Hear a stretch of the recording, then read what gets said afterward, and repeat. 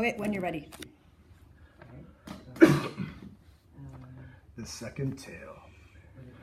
150 years ago, the monster began, this country had become a place of industry. Factories grew on the large landscape like weeds. Trees fell, fields were upended, rivers blackened. The sky choked on smoke and ash, and the people did too, spending their days coughing and itching, their eyes turned forever towards the ground. Villages grew into towns, towns into cities, and people began to live on the earth rather than within it. But there was still green if you knew where to look.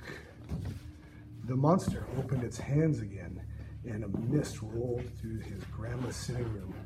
When it cleared, Connor and the monster stood on a field of green, overlooking a valley of metal and brick. "So I am asleep," Connor said. "Quiet," said the monster. "Here he comes." And Connor saw a sour-looking man with a heavy black clothes and a deep, deep frown climbing the hill toward them. Along the edge of this green lived a man. His name is not important, as no one ever used it. The villagers only ever called him the apothecary. "The what?" Connor asked. "The apothecary," said the monster. "The what?" Apothecary was an old-fashioned name, even then, for a chemist. "Oh," Connor said. "Why didn't you just say?" But the name was well earned because apothecaries were ancient, dealing in the old ways of medicine too, of herbs and barks, of concoctions brewed from berries and leaves. "Dad's new wife does that," Connor said as they watched the man dig up a root. "She owns a shop that sells crystals." The monster frowned. "It's not remotely the same." Many a day the apothecary went walking to collect the herbs and leaves of the surrounding green. But as the years passed, his walks became longer and longer as the factories and roads sprawled out of town like one of the rashes he was so effective in treating. Where he used to be able to collect Paxfoil and Bella Rosa before morning tea, it began to take him the entire day. The world was changing, and the apothecary grew bitter.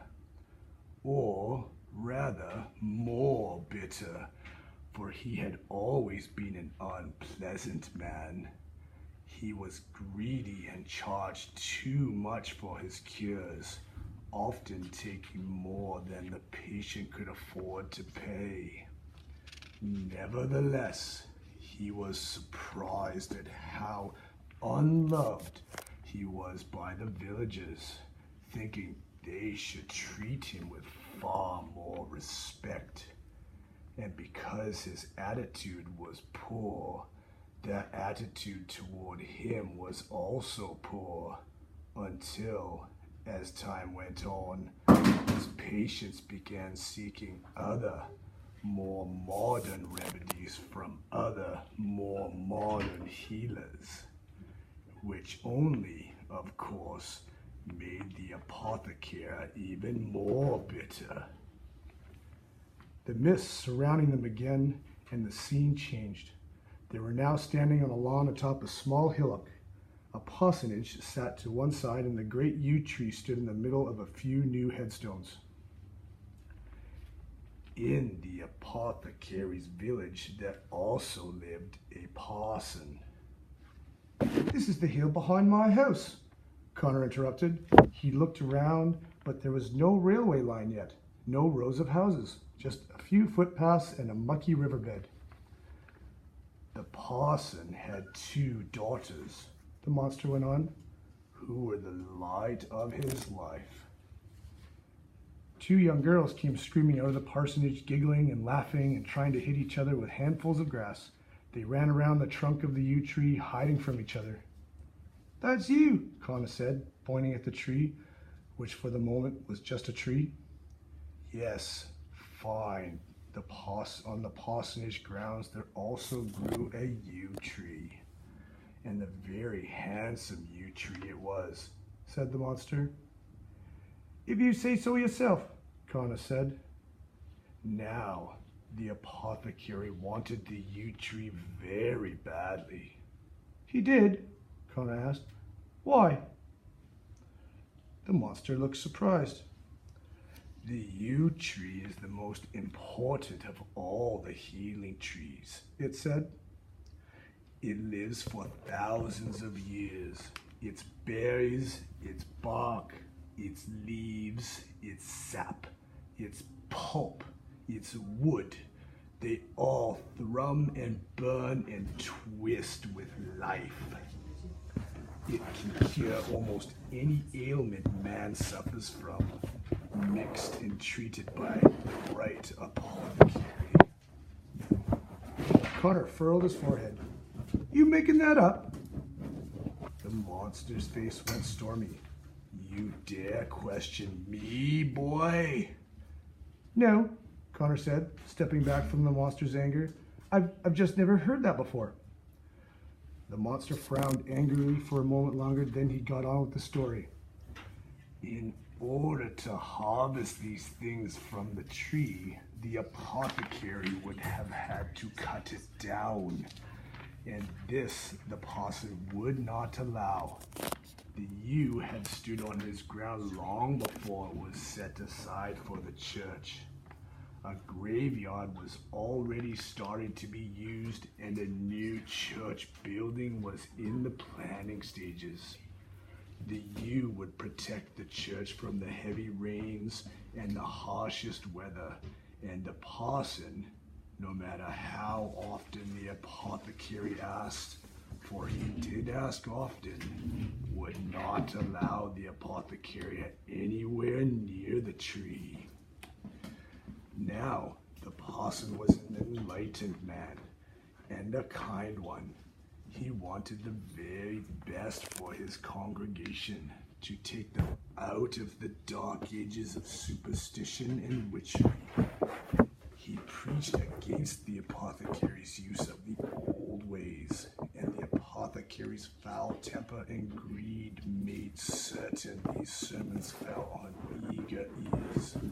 His business shrank even further.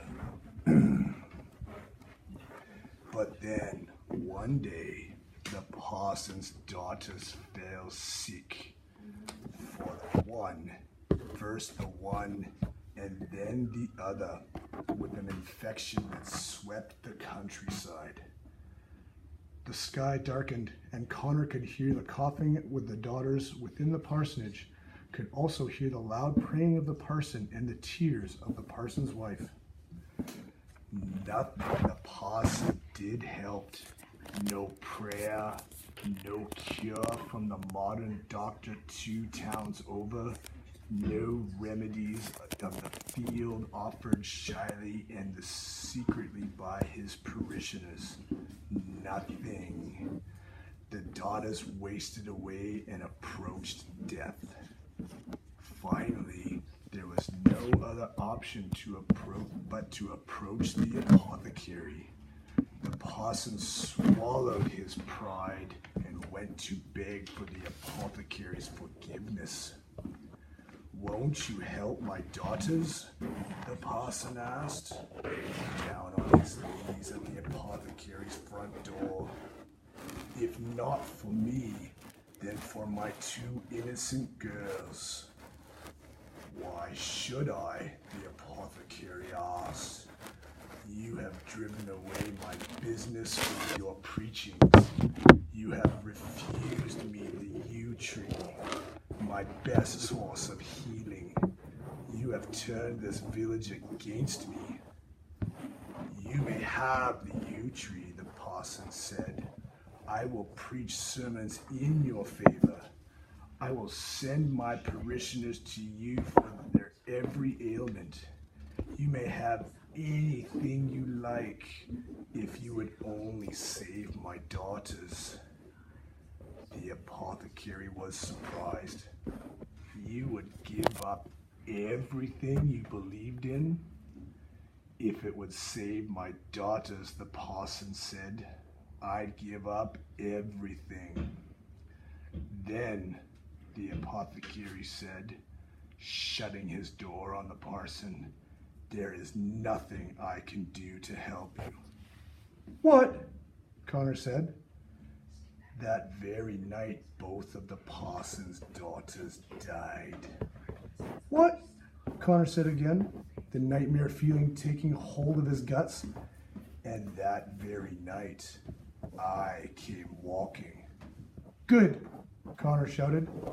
That stupid git deserves all the punishment he gets. I thought so too, said the monster. It was shortly after midnight that I tore the parson's home from its very foundations.